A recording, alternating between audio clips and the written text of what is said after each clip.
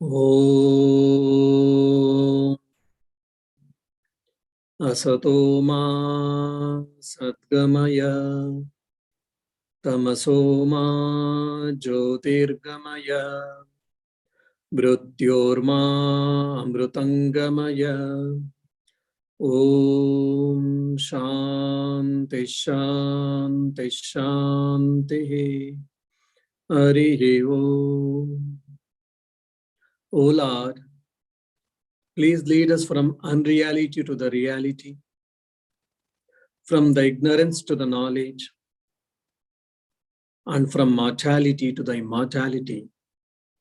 Om, peace, peace, peace. Dear devotees, we are discussing one of the basic text on the Advaita Vedanta, the non-dualistic philosophy. Today, in the present day of science and technology, human being or humankind has advanced in many things, no doubt.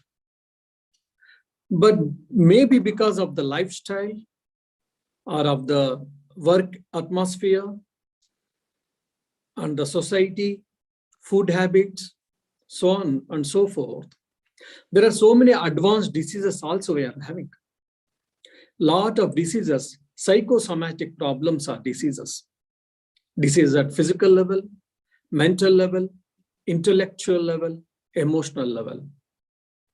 So what is this disease called? So the disease is nothing but it is an imbalance, or it is against the natural imbalance. That's what we can say. Or in a way, we can define the disease as an imbalance, natural imbalance. So how it can be done? The physical diseases can be handled by exercise, walking, yogasanas. And the mental well-being, mental exercise can be handled properly by right thinking, having right attitude, maybe prayers, meditation, etc. And how can be the spiritual well-being can happen? This is the root of all well-being. This is the source for every being, well-being. So according to the non-dualistic philosophy, the spiritual well-being is possible only by knowing who am I. Trying to know what is my real nature. In essence, what is my nature? By knowing that, I can be happy at all times. The situations may not change physically or mentally, externally or internally, but I can be happy at all times. So the Vedanta teaches us the art of life, the art of living in this mundane world at the external level as well as at the internal level. This reminds me to narrate a beautiful story, which is a thrilling experience even for me. When I joined as a novice in India, in Karnataka, that is southern part of India, in Bangalore, there was a senior sadhu, maybe he was aged around 70 plus, around R70. He had bypass surgery or angiogram, and he had diabetes, he had high BP also, hypertension. But he was never morose. He was always happy. And he used to live so happily as if nothing has happened. He himself narrated his own experience that when there was a acute chest pain and he was taken hurriedly to the operation theater while he was on the wheelchair or while he was lying down, there was a cough or whatever, and he had a blood vomit. A lot of blood came out. The nurses who were taking Swamiji for the operation theater, they got horrified and they were getting shaken. What will happen to this Swami? So much blood vomit he is doing. So even at that juncture, this Swamiji or the monk from Ramakrishna mission, he said, don't worry, I'm an experienced patient. He's telling even with a composed mind, don't worry, I'm an experienced patient. So the Swamiji is trying to boost the confidence of the nurses and doctors. Don't worry, whatever you were supposed to do, go ahead. Such a tremendous courage for Swamiji. Where did he get? It is from spiritual experience. And after this, he had an angiogram. There was stent was put. Then maybe 3 or 4 years was over. And again, he had a severe heart pain. So he was admitted to hospital. And I was asked by the pontiff of the Mutt to accompany him for his service, to serve him. I felt very happy and I did accompany him. And for a week or so, he was hospitalized our day in and day out. I served. I was fortunate enough to serve him. And while serving, I observed for 2 or 3 days. There were a couple of investigations were going on and a couple of doctors from different departments, they were coming and they were examining him, they were questioning him, etc. But he never was morose. He never had any anxiety. He never had any apprehension. Rather, he was very happy and with a calmness, with a peacefulness, he was replying all of them. After observing this for 2 or 3 days, I got a question or a doubt. How is this possible? Just I was a novice saying novice. I asked when he was alone, I asked, Swamiji, if you don't mind, I will ask a question at personal note. I will ask a personal question. He said, yes, my dear, you can ask. Swamiji, I heard, and also I'm witnessing from 3 days. There were so many, there was some problem also, health issue you had, and there were so many tests, etc. were going on. But there was no anxiety, there was no anxiousness at all on your face, or in your reaction, or in your behavior. As if nothing has happened. As if you were living in the monastery, in the room, how you were living. In the same way, even you are doing your routine, in the same way, even in the hospital. How is it that? I would like to know. Then the Swami said, okay, I will narrate my private experience, my spiritual experience. Okay, fine. What is that? He said, look, with Sri Ramakrishna's grace, with the Guru's blessings, once I had an experience that I am different from this body, I am different from this mind. So that experience has made me to withstand all these diseases, or it has made me to withstand all these physical afflictions, and it is not shaking me, or I'm not getting moved from all these things. You see, just an experience, the Advaitic experience, or the experience of the non-duality, where he had experienced that he is not the body, he is not the mind. Just an experience is able to withstand all the shocks, withstand all the diseases, withstand all the problems. So this is the beauty of the Advaita Vedanta. Why should we study Vedanta? Why should we study philosophy? Why should we pray? Why should we meditate? What are we going to get it? We get tremendous confidence and tremendous strength at all levels, at physical, mental, emotional, intellectual, and also spiritual. So we have to study Vedanta.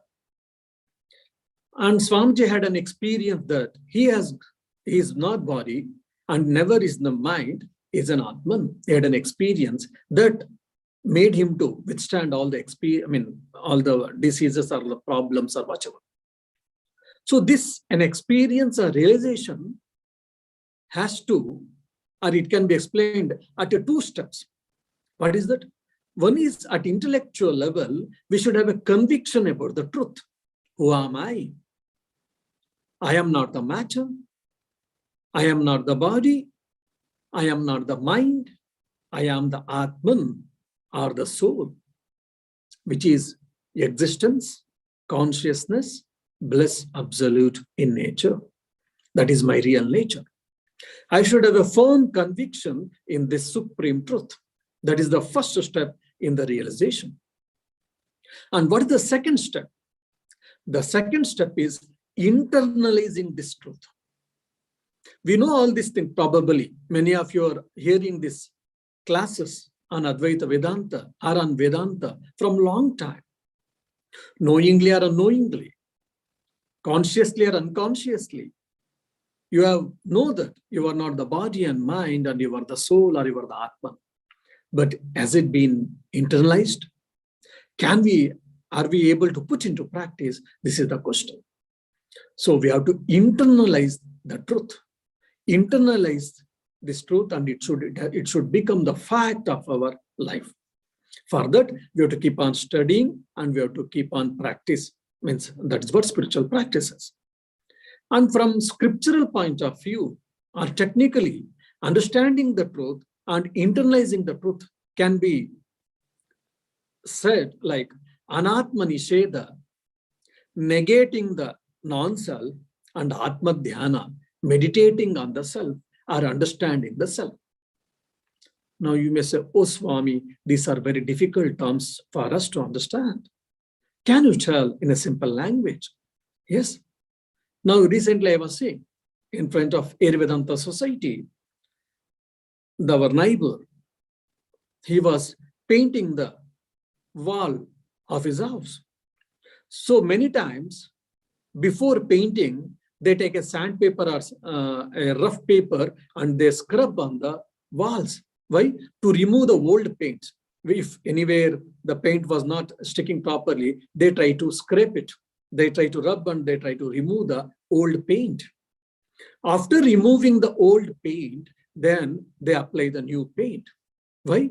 If you don't scrape it, if you don't remove that old paint, then the new paint may not stick properly on the wall and it may not come for a long time.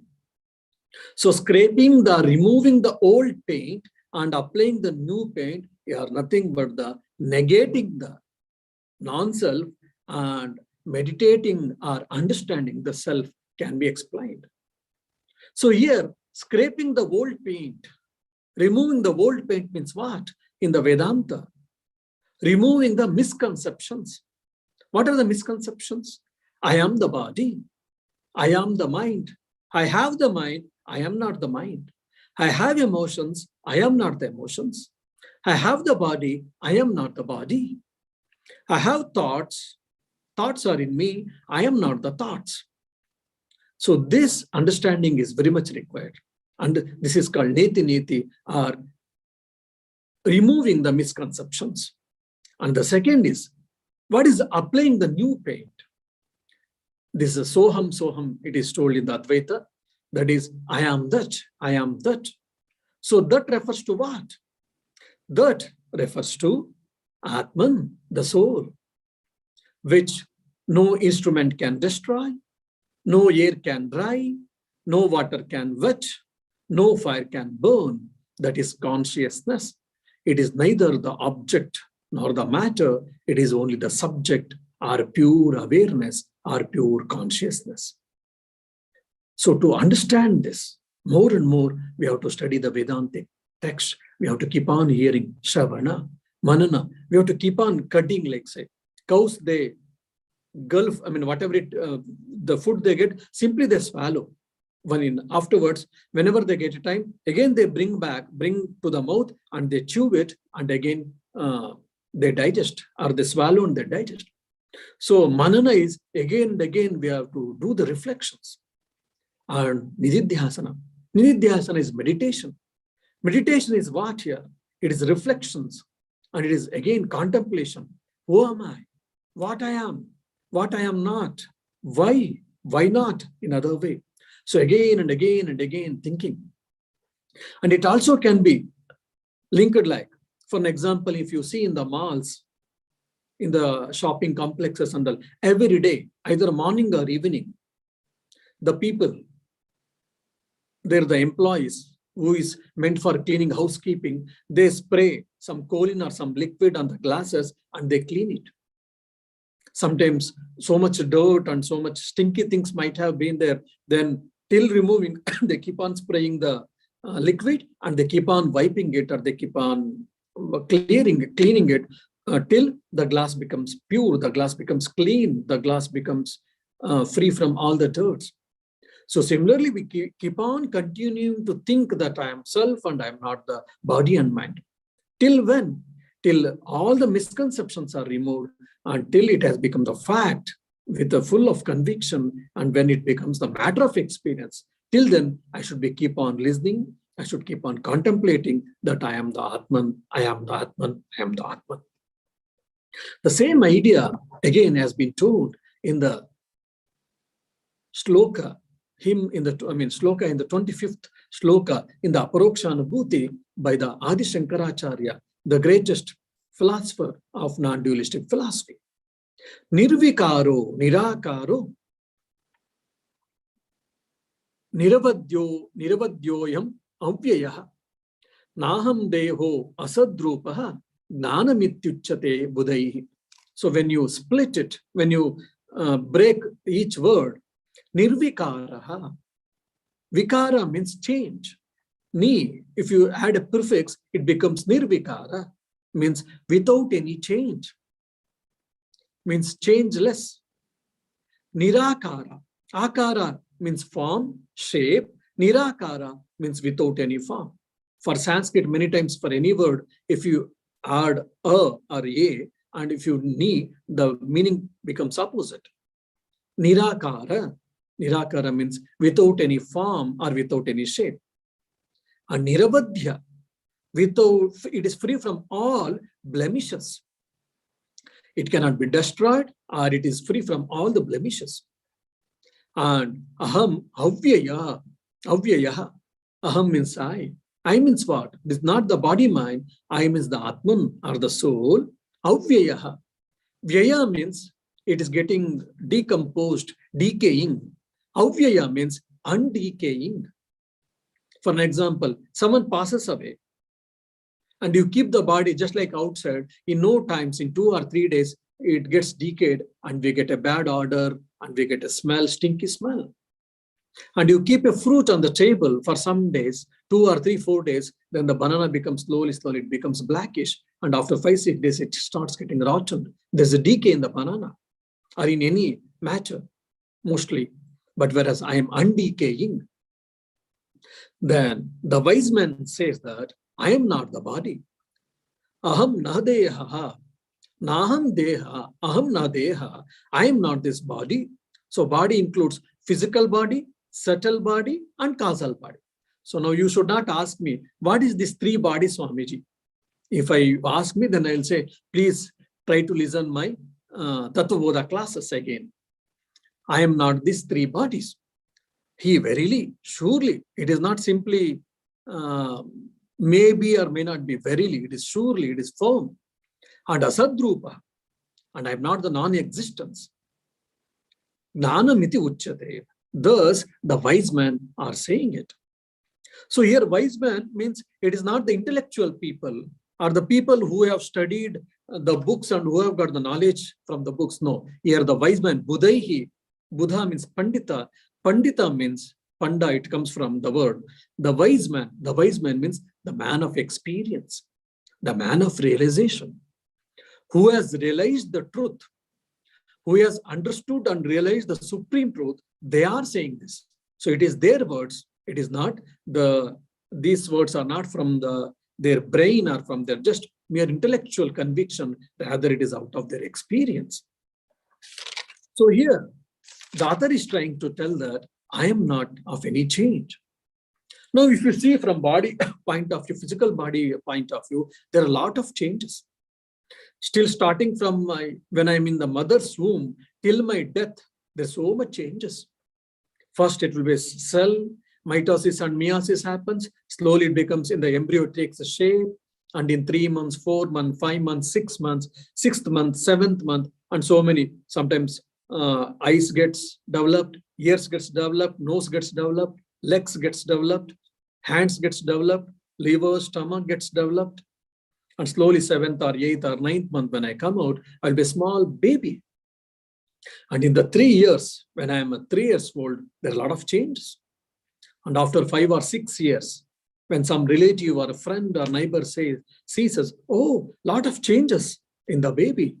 5 years before I saw, it was a small kid. Now it has grown up. It is able to walk, it is able to talk, etc., etc. Then at the age of 15, again, a lot of change. Teeth have fallen, new teeth have formed. Then at the age of 25, in the prime youth, there's a difference. Then again, in the 40 or 50, middle-aged person, again change. 60, change, gray hairs, white hairs, hair fall, so many things. Then 70, 80 years, everywhere we have got a loose skin and sometimes very suckle, and maybe I may be holding some stick and I'm little bent. I'm not very healthy like earlier. So many changes you see in the body. Similarly in the mind. Oh, how are you? Oh, I am very happy. Okay. After a day, when I asked, how are you? Oh, today, Swamiji, I'm not happy. I'm not ill and hearty. Why? There are some problems. There are some issues in the house. Or there are some issues in my workplace. Or there are some issues with my health. There can be any reason for that. So yesterday I was okay. Day before yesterday I was very okay, very good. But today I'm not okay. Tomorrow I may be worst. So there are a lot of changes happening even in our mind, in our mental state, with our thought process, with our emotions, with our feelings, with our experiences. Again, there is a change. But whereas, oh, when he was small, when he was young, he was a good person. But now when he came to middle age, he has changed a lot. Now he's not such a good person. And he is not a dependable person. We cannot depend anymore. He has changed a lot. That means what? A person's personality or character has changed. So it is highly volatile. Sometimes human mind, because of the human's mind's volatile nature. So that's what human body and human mind, human personality is continuously changing. Whereas the Atman or the soul is free from all the changes. It is eternal. So without any change, that's what. And Nirakara, without any form. Now the Shantivratananda has a body, so it has got some form. Now some people may be listening my talk through a mobile, Android phone or Apple phone. It has got some particular form, particular shape. Similarly, your body, similarly the house, similarly the objects, whatever we see, everything has got a particular shape, particular color, particular form. Whereas the Atman, it doesn't have any shape, it doesn't have any form. Oh, someone has got a white skin, someone has got black skin, someone has got red skin, someone has got a brown skin, it has got some color, but Atman doesn't have any color. Oh, he is a well-built personality. His face is so round shaped. His face is square shaped. His face is elongated face. So every person's face is different and they've got a particular shapes. But whereas the Atman doesn't have any shape at all. It is shapeless because it doesn't have any form at all. And person, oh, is a blemishless character he has got. Why? Because he's pure in his thought, pure in his deed, pure in his actions. And his actions and his thoughts, they go together. There's a synchronization. Sometimes we talk something and we do something. Whereas the people who have a pure character, right people, they will have a blemishless character. So that shows that why one has to be moral, why one has to be ethical, because my nature is nirvatya, free from blemish. If I'm unethical, if I'm immoral, if I'm telling lies, that means I'm away from my true nature. This itself says. And I am avyayaha, undecaying. Body decays. There are so many things it gets decays. For example, you keep a water for so many days. Afterwards, you may get some stinky smell or foul smell. But whereas the Atman, no, thousands of years, it is from millions of years, it is existing, but it is never decaying. It is undecaying, the Atman. Whereas the body and the whatever the material we have got, most of them, they get decayed, or they get, if not decayed, at least they change. Even you say, for an example, big hills. We have got, say, Tara Hills, or we have got Vikla Mountains. Say hundreds of years before, thousands of years before, or 10,000s of years before, probably the Vikla Mountains was not in the same shape what we are seeing today. After just a volcano or just an earthquake can change the shape and the way how the Vikla mountain is appearing today now. So they can change, but whereas the Atman or the soul, it never changes. Then when we say all these things, then immediately a question, a logical question can come to listener's mind that probably then the Atman is non-existent because it is not changeable, it doesn't have any shape, it doesn't have any form, it is a very pure, it doesn't decay. You are saying probably it is an hypothetical argument then. It is just an abstract concept probably. Then can we say that the Atman never exists at all? It is non-existent like a man's horn. Man doesn't have any horns. Cows have got, buffaloes have got, deers have got horns, but man doesn't have any horn, isn't it? So is it like that the Atman, then can we say that? Can we come to conclusion that the Atman is non-existent, asadrupa? Then the man of experience, the wise man saying that, no, my dear, I'm experienced that the Atman or the spirit or the soul, you cannot say that it is non-existent. Out of experience, I am saying that. So in a Vedanta, in the classical Vedantic philosophy, if their argument or if their hypothetical idea has to be proved, generally they prove at three levels. One is from the scriptural point of view, whether scriptures supports my idea. So this is what Shruti Pramana we say. Then the third is called Nyaya, second is called Nyaya Pramana. Pramana is instrument of knowledge. Nyaya Pramana is logically, whether is it logical, second level. And the third is Anumana Pramana. Anubhava. Anubhava means experience. My experience is contradicting, or my experiencing is, it is in consonance with this idea, with this thought, or with the new theory or whatever. So these three has to pass, then only it is acceptable or it is accepted in Vedantic philosophy. Shruti, Tarka, and Anubhava. Shruti means scriptures, Tarka means logic, Anubhava means experience. So now Shruti, we are saying that from scriptures, Tarka we can understand, then Anubhava how? If I say that I don't exist, then it will be a tautology. Because to say that I don't exist, someone should exist. XYZ, for example, oh, John passed away, John doesn't exist anymore. I can say John doesn't exist, but John cannot say himself that John doesn't exist. It is a tautology. He cannot contradict himself. So it is similarly, I cannot say that I am non-existent. To say that I am non-existent, that means if I am saying that I am non-existent, it automatically proves that I am there or I am existing. So self or the I can never be contradicted, can never be negated, or can never say that it doesn't exist or it is non-existent. And again, the same, more or less similar idea has been given in the next shloka also. Niramayo, nirabhaso, nirvikalpo, ahamatataha, naham deho, hesadrupo, gnanamityuchate budai. The second line is almost for 4 or 5 shlokas, for 4 or 5 hymns, it is same thing is continuing. So these are the shlokas according to me, it is meant for meditation, contemplation. What type of meditation? Advaitic meditation. The non-dualistic meditation, the non-dualistic meditation. So niramayaha, Niramayaha means not subject to any disease.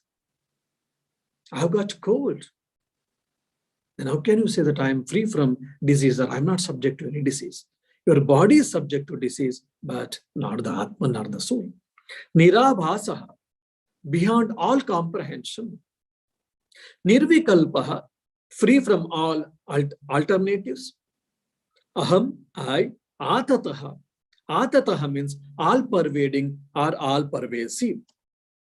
And aham na deha, I am not the body. He, verily, surely, asadrupa, I am not non-existence, means I am existence. Jnanamiti uchyate buddhai. So this is called true knowledge or real knowledge by wise man, the man of experience. So here man means, oh Swamiji, why they are using the masculine gender? Then they have got a gender discrimination. No, here when we say man means human being, it is not any. Only man means it is only masculine. Only woman cannot have the experience, because in some religions they say that woman doesn't have a soul and they cannot experience. No, Vedanta, Sanatana Dharma doesn't believe in this. So everyone has got the soul and everyone is capable of experiencing this truth. It is universal. So the running meaning of this sloka is like this. I am not subject to any disease and I am beyond all comprehension. I am free from all alternatives. I am all pervading. And I am not the body and non-existence. And this is the real knowledge told by or said by the man of experience. Now, how to understand this? Niramaya. I'm not subject to any disease. Because in our life experience, most of the time, many of the time, we experience, every one of us, how much ever we are healthy, how much ever we take care of the food, how much ever we take care of hygiene externally, in the house or outside the house. Some or other time, I have experienced or I have suffered from some disease. Maybe cold, maybe fever, maybe dysentery, maybe vomiting, and of course now COVID. Most of us, we have experienced the COVID or corona. Then how can we say that we are not subject to any disease or we are free from disease? The automatic or obvious question will be, yes, you might have experienced or you have suffered from the disease, no doubt. But who has suffered the disease? I have suffered the disease. Fine. I means whom you are referring to? I means suffering to whom? I means I. Oh, it is not that easy. Kindly think, my dear. I means whom? So when I say I am suffering from disease, means this body is suffering from disease. This is what the misconception. Body is suffering from disease. I am not suffering from disease because I am not the body. I've got anxiety. I've got depression. So doctors have given some drugs, some medicines. Fine. So I'm suffering from depression. Then how can I say that I'm not free from disease? Again, I means refer to whom? Yes, you are suffering from depression and you are under the medication. Without. Who is suffering? I am suffering. Who is suffering? I am suffering. Who is that I? I refers to mind here. Either your body is suffering or your mind is suffering. You are not suffering. Because you are neither the body nor the mind. You are beyond this. So the moment we understand, we can live happily. Say for an example, you were riding a bicycle. There was a heavy rain and there was everywhere water, and water is getting filled with the streets and a lot of, like a small river, like everywhere the water is flowing. Now you had a cycle and there was a lot of force in the water and the water is trying to pull the cycle because the cycle is standing against the water. Now you are trying to support or you are trying to hold on to your bicycle. However, you are not able to because the water current is so fast and it is so huge and it is so much terrific. You try. At some point of time, the question will come, either you have to leave the bicycle or you will be washed out in this water current. What will you do? And we will try, yes, but then we say, yes, I will leave the bicycle by because I have to take care of my life. But the bicycle was very fond of you. I mean, you were very fond of the bicycle. Then why all of a sudden you left the bicycle? Oh, Swami, because to save my life.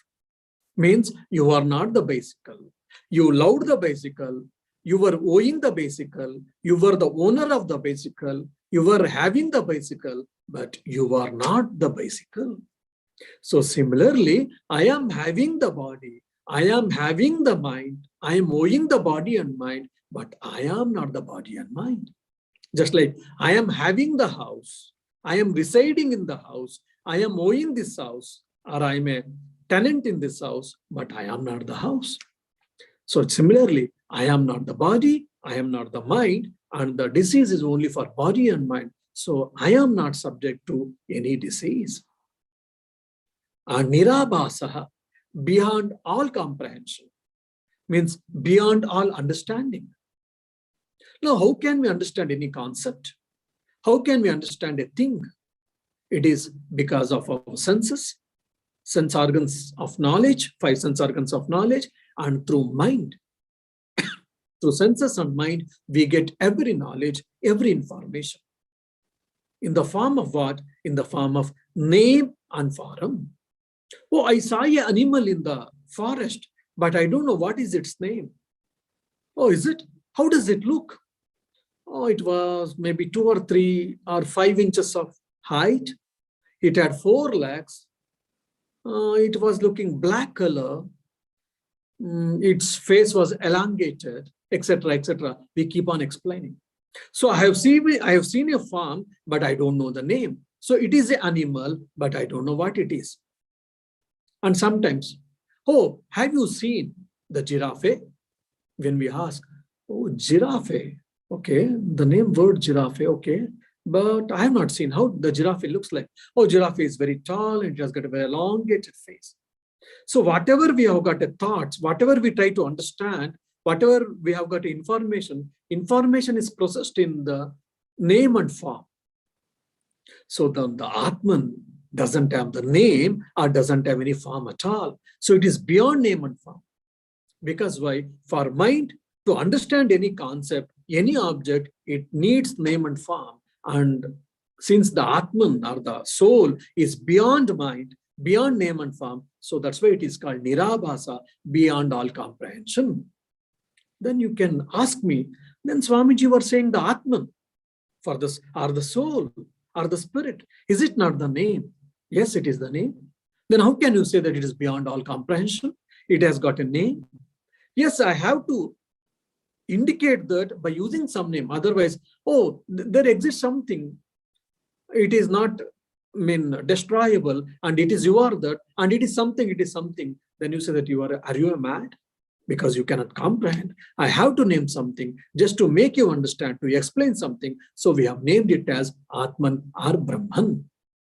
And what about the form? It doesn't have any form at all.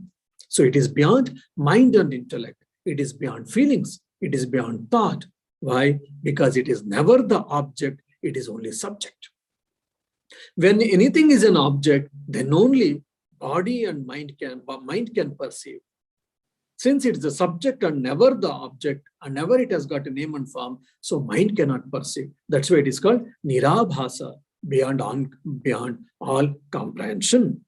And Nirvikalpa, it is free from all alternatives. And Aham, Atataha. Atataha means it is all pervading.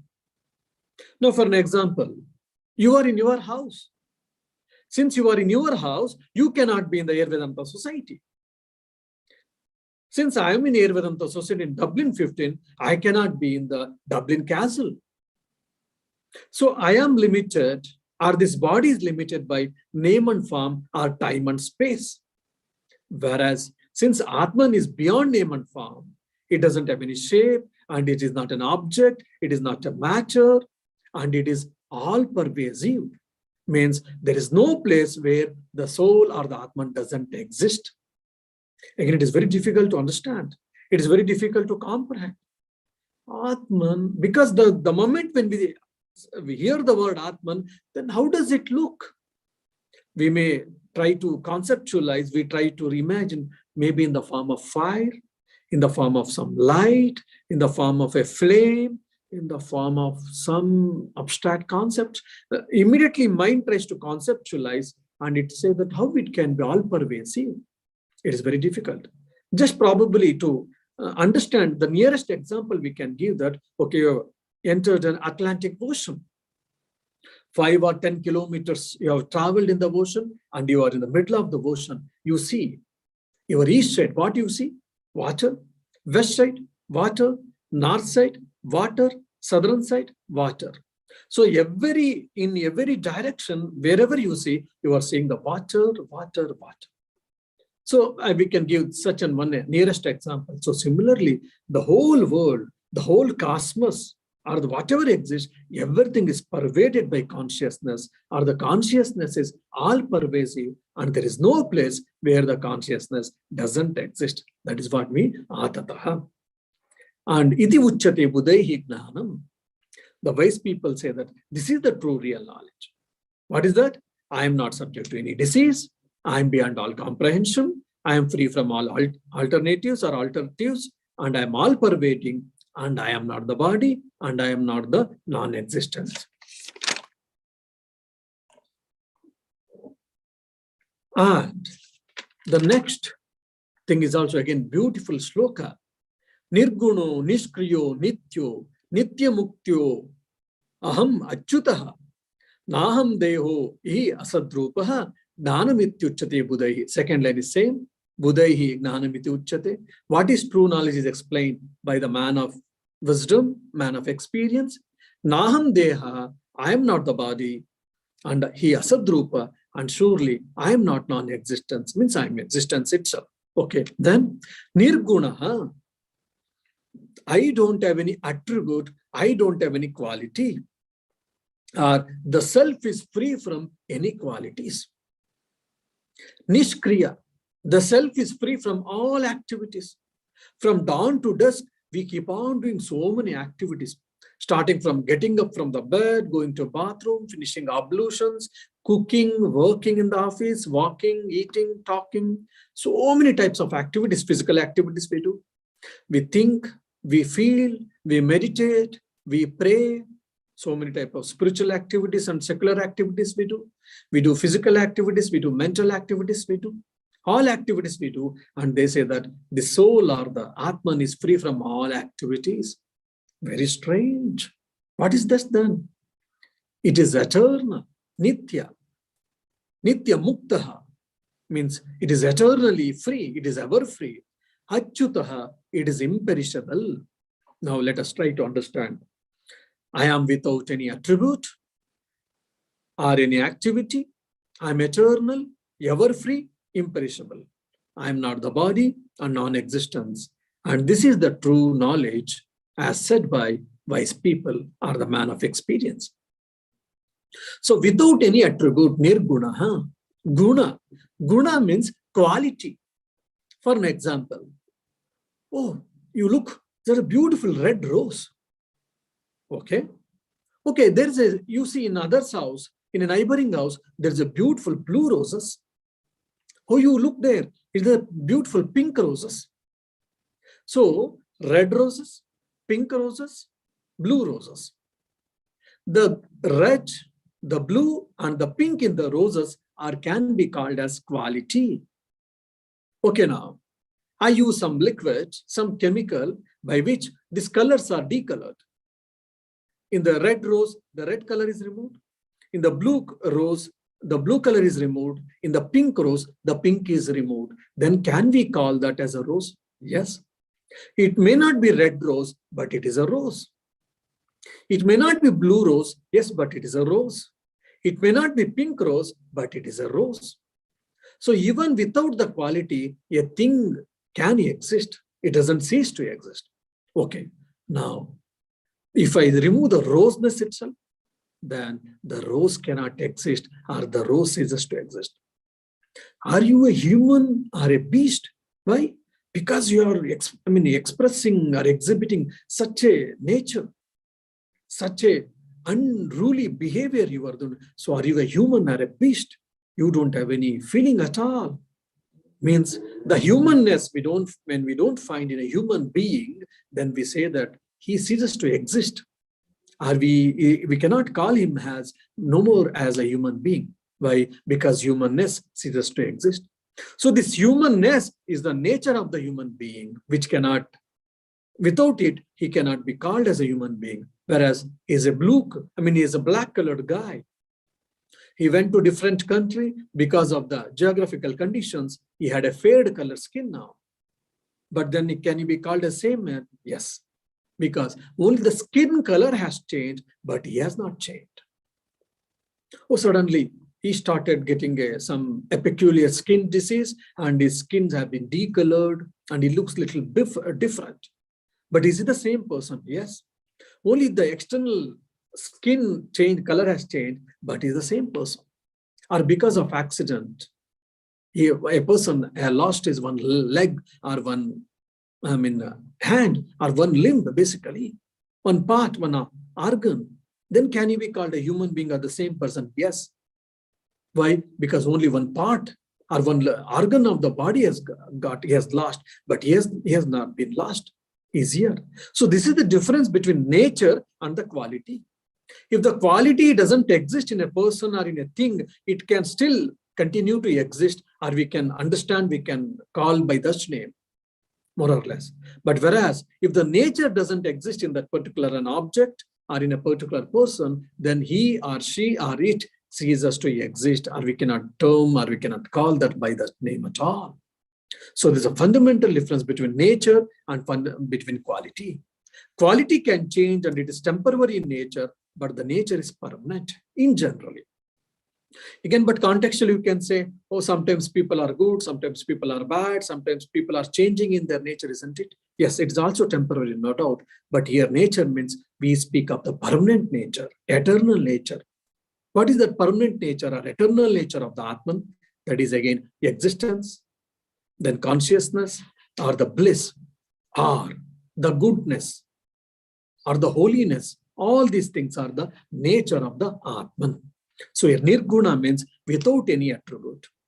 He is good, he is bad, he is right, he is wrong, he is jealous, he is a very holy person. Again, there are so many attributes we attribute for a person, but they are all the external paraphernalias. But as a soul, as a Atman, is free from all these things. Is neither holy nor unholy, is neither good nor bad, is neither ugly nor beautiful. All these things are qualities, it is not his nature, because he is beyond all these things. That's what when we say nirgunaha means without any attribute or free from all the qualities. Nishkriya, without any activity. From dawn to dusk, from our birth to death, we keep on doing so many things. We keep on learning, we keep on working. How can you say that we are free from any activities? Yes, no doubt. We keep on doing, we are extremely busy, so many type of responsibilities we have to discharge, so many actions we do perform, all these things, but all these things belongs to body and mind, not for the soul or not for the Atman or for the spirit. And I am eternal. How can a person be eternal? Because for an example, I have got a date of birth and date of death may be known, but after some years I may not exist. For an example, my grandpa existed. My grandmother existed 10 years before, 20 years before, yes, 30 years before, yes, 50 years before, yes, 8 years before, yes, 90 years before, no. What about now? No. Okay, someone was there from 50 years and now, yes, and after 10, 20, 30 years, he or she may not be there. That means it is not eternal. So we are all temporary. This body is temporary. I am temporary. This body is temporary. But when you say eternal, the Atman or the soul is eternal. Means 100 or 1,000 or 100,000 years before, did Atman exist? Yes. Now does Atman exist? Yes. Tomorrow? Yes. After a year? Yes. After the millennium? In the next millennium? Yes. After thousands of years, does Atman exist? This consciousness or awareness does exist? Yes. So that is what eternal. Trikala abhadita satya, we say that. In past and present and future, when it can exist at all times, then we can say that a thing is an eternal. For example, the planet, the Earth planet, millions of years before, we cannot say that it existed in the same way or it existed. Then, after thousands of years, hundreds of years, can it exist? We are not sure. Because a natural calamity or there is a change in a cosmos can destroy the Earth planet and we will all be destroyed. Our body and mind, yes, will be destroyed, but I will not be destroyed. So similarly, I am eternal means I was there, I am there, I will be there. And imperishable. The moment when I say I'm eternal and I'm imperishable, achyutaha, I'm not perishable. Banana is perishable, the fruits are perishable, beasts are perishable, human being is perishable as a body and mind, then the things are perishable, the buildings are perishable, the planets are perishable, the stars are perishable, but I am not the perishable, I am imperishable. Because I am never the object, I am the subject. And this is a very subtle concept you have to understand. Because whatever we try to understand, our mind tries to objectify it. When we say Atman, immediately it tries to objectify in the form, in the name and form. So it is beyond objectification, or it is beyond object, because the Atman or the soul is never the object, it is the subject. And it is Nitya Mukta, ever free. Say for an example, oh, I am the Atman, saying that I'm ever free. If I try to enter the UK, United Kingdom, what will happen? The immigration officer will ask, where is your visa? When I say no, they said they cannot enter. I said, no, I am the Atman, I'm ever free, I can enter anywhere. Then he said, okay, fine, then you come to police station or Garda. The Garda will catch and I will be bound in the jail or in the prison. Then you said, Swami, that I'm ever free, then I'm bound here. Yes, I'm supposed to follow the rules and regulations of the country and etc. etc. So that belongs to this body and mind, no doubt. When I say I'm ever free, as a spirit, as a soul, I am not limited by any this time and space causation at all. Whereas now I am in the Dublin. Before coming to Dublin, to Ireland from India, I have to get the letter from here, I have to apply for visa, I have to get visa, then I got visa, then I came here. After getting visa, then I had to get the GNIB, all these things. Then only I can be there. So as a person, means as this individual body, mind, yes, it has got a lot of rules and regulations. I am bound by so many rules, regulations, no doubt. But as a spirit, as a Atman, I am ever free. I am not bound by time and space. I am not bound by any rules, regulations, nothing so far. So I am ever free. So the moment when we hear this concept itself, it is so soothing and it is giving us so beautiful. So when our mind is stressed, when our mind is anxiety, when our mind is agitated with so many emotions, when you hear such type of things, the thoughts on Veda of Advaita Vedanta, it releases all these things. Okay, all these afflictions, all these difficulties, all these problems are with this body and mind or the world, and I am not all these things. Immediately, I get released, at least temporarily. I can live happily, peacefully. Okay, neither I am the body or mind, neither I have any attributes, nor any qualities, nor I have got any activities, and I am eternal, I am imperishable, I am ever free, I am the subject, not the object. Then where to grieve, why to grieve, for whom to grieve, etc., etc. All these things comes from this idea. So why should we study Advaita Vedanta? Because to live the peaceful life and to understand who am I, so that the ignorance is removed. And also we can say a prism. Prism doesn't have any color. You bring a red object, the prism looks red.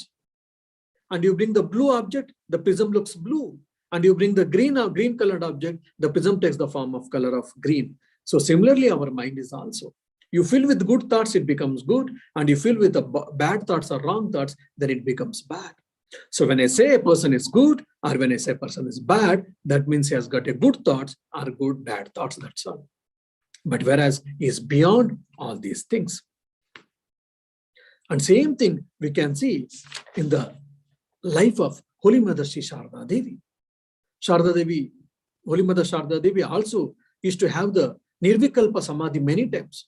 That is seen very clearly in Sri Ramakrishna.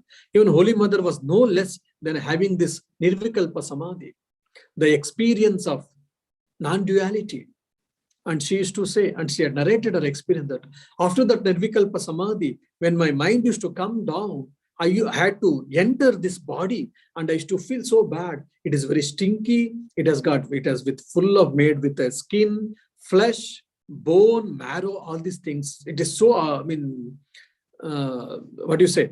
It is so difficult to enter, but what to do? I had to enter. So I was entering. Just like we enter the house, we enter the bus, we enter the train.